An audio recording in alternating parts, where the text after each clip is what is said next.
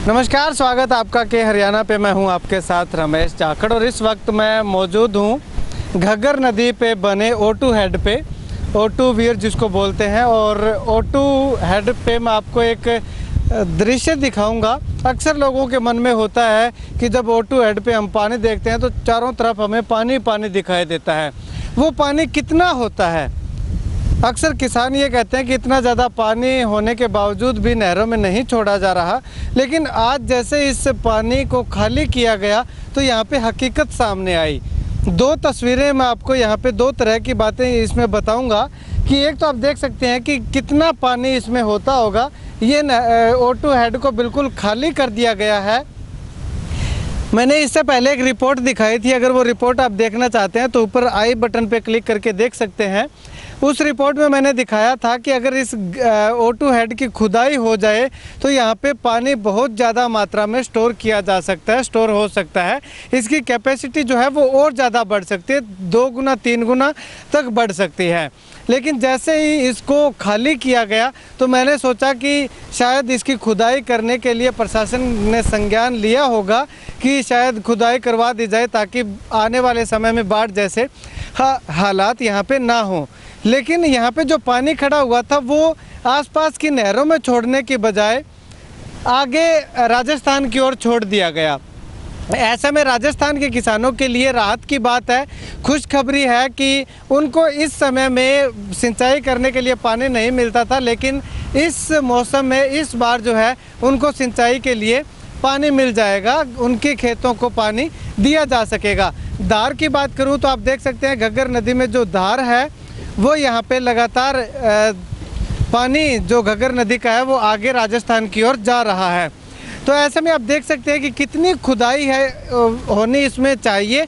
ऊपर बिल्कुल इसका घग्गर नदी का जो तल है वो हमें यहाँ पे O2 हेड का बिल्कुल साफ दिखाई दे रहा है। अगर यहाँ पे इसमें 1 या 1.5 फीट भी पानी होता है तो यहाँ पे लगता है कि न जाने कितना पानी यहाँ पे होगा। लेकिन वो जो पानी था वो पानी आसपास की 6 नहरें जो बना रखी हैं उनमें से 1-2 नहरों को छोड़ करके बाकी किसी भी नहर में पानी नहीं चल रहा है। हालांकि कुछ किसानों को पानी की ज़रूरत है खेतों में सिंचाई के लिए, लेकिन उसके बावजूद भी आगे छोड़ दिया, ऐसा किसानों का कहना है।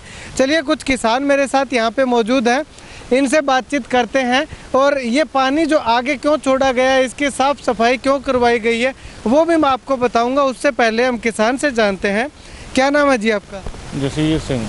जगसीर सिंह जी, कितों के रहने वाले हो? O2 हेड ਦੇ ਹੀ ਹੈ, ਕੁੱਲ ਮਿਲਾ ਕੇ ਕੁੱਤਾਵੜ ਪਿੰਡ ਹੈ। ਅੱਛਾ, ਕੁੱਤਾਵੜ ਪਿੰਡ ਹੈ, ਯਾਨੀ ਕਿ ਤੁਹਾਡੇ ਪਿੰਡ 'ਚ ਇੱਥੋਂ ਦਾ ਪਾਣੀ ਜਾਂਦਾ ਹੈ? ਕੋਈ ਮਾਈਨਰ ਜਾਂਦੀ ਹੈ? ਹਾਂਜੀ, 2 ਨਹਿਰਾਂ ਜਾਂਦੀਆਂ ਜੋ ਕਿ 4 ਮਹੀਨਿਆਂ ਤੋਂ ਬੰਦ ਪਈਆਂ। ਨਰਮੇ ਸੁੱਕ ਗਿਆ, ਜ਼ਿਮੀਂਦਾਰਾਂ ਦੇ ਜਵਾਰਾਂ ਖਰਾਬ ਹੋ ਗਈਆਂ, ਕੋਈ ਫਸਲ ਨੂੰ ਪਾਣੀ ਨਹੀਂ ਪਹੁੰਚ ਰਿਹਾ, ਘੱਗਰ 'ਚ ਨਜਾਇਜ਼ ਹੀ ਪਾਣੀ ਛੱਡੀ ਜਾਂਦੇ ਆ।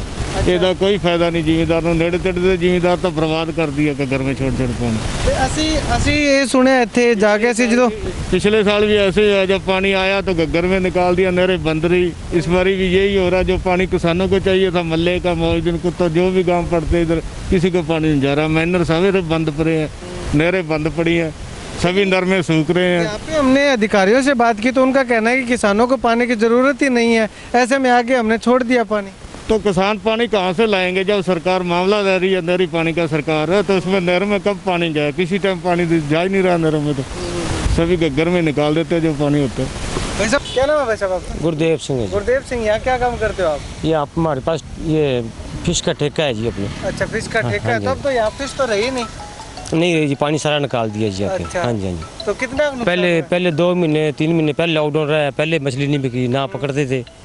अब ये जो मछली पकड़ने का टाइम आया था और आगे पानी सारा निकाल दिया, मछली सारी मर गई यहाँ जी। अच्छा, हाँ जी। तो कितना नुकसान हुआ आपको? नुकसान कम से कम तो 4-5 लाख का तो मरा हो ही गया जी। 4-5 हाँ लाख का जी। होगा। कितना ठेका देते हो? 1 साल का ठेका? 1 साल का ठेका होता है कितना देते हो ठेका? जी। ये हमने 9,54,000 में लिया था। 9,54,000 रुपए 1 साल का ठेका। हाँ जी, हाँ जी। चलिए, शुक्रिया। तो यहाँ पे एक किसान हमारे साथ मौजूद थे और एक ठेकेदार मौजूद थे जो कि यहाँ पे मछली पालन का ठेका लिया करते थे। 9-9.5 लाख रुपए सालाना विभाग को, प्रशासन को ये मछलियों का देते हैं। लेकिन अब जब मछली पकड़ने का जब टाइम आया, 3-3.5 लाख के करीब यहाँ पे मछलियाँ थी, तो उन मछलियों को आगे छोड़ दिया गया, आगे राजस्थान में चली गई, इनका नुकसान हो गया। इसकी भरपाई कौन करेगा वो आने वाला वक्त बताएगा, अधिकारी करते हैं या नहीं करते। अब मैं आपको बताता हूँ कि इस घग्गर नदी की जो खुदाई है वो होगी या नहीं होगी, या इस O2 हेड को खाली करवाया गया है तो क्यों करवाया गया है। सामने मैं आपको तस्वीरें दिखाना चाहूँगा O2 हेड के ऊपर की, जहाँ पे आप देख सकते हैं कि मेंटेनेंस का काम जो है वो चल रहा है। जो मज़दूर हैं वो यहाँ पे लगे हुए हैं रंग रोगन करने के लिए। लेकिन उसके बाद ऊपर तक तो ठीक है, ऊपर तक जब ये मज़दूर काम कर रहे थे या कर रहे हैं, लेकिन उसके बाद जैसे ही नीचे जो वो आप काले रंग का गेट देख रहे हो, घग्गर नदी के ये 7 गेट बनाए गए हैं, इन 7 गेटों की भी मेंटेनेंस होनी है। इस कारण से इस O2 हेड को खाली किया गया है, ना कि इस O2 हेड की खुदाई करने के लिए। सामने तस्वीरें हैं आपके, आप देख सकते हैं कि कितनी गहरी ये झील है। हालांकि अगर मैं आपको वो लेवल की बात करूं तो वो लेवल जो है वो भी 2 से 3 फीट जो है वो ढके हुए हैं, यानी कि मिट्टी इतनी ज़्यादा है कि जो इन्होंने लेवल 0 से स्टार्ट किया था वो भी 2 से 3 जो लेवल हैं वो ढके हुए हैं। चाहे वो 650 से स्टार्ट किया हो, चाहे 52 से स्टार्ट किया हो, जितना भी है वो 2 से 3 लेवल ढके हुए हैं। तो ऐसे में 2 से 3 फीट की खुदाई तो इस O2 हेड को चाहिए ही चाहिए, अति आवश्यक है, जो कि इसकी धरातल जो है वो उस पर 2-3 फीट मिट्टी जम चुकी है। लेकिन इसके अलावा अगर 10 फीट तक इसकी खुदाई करवा दी जाए तो किसानों के वारे न्यारे हो जाएंगे और किसानों को जो पानी है वो समय पर मिल सकेगा। यहाँ पे किसानों का कहना है कि पानी किसानों को देना चाहिए था। यहाँ से 6 नहरें जो आसपास में निकाली गई हैं उन नहरों में छोड़ा जाना चाहिए था, लेकिन यहाँ से आगे राजस्थान में छोड़ दिया गया।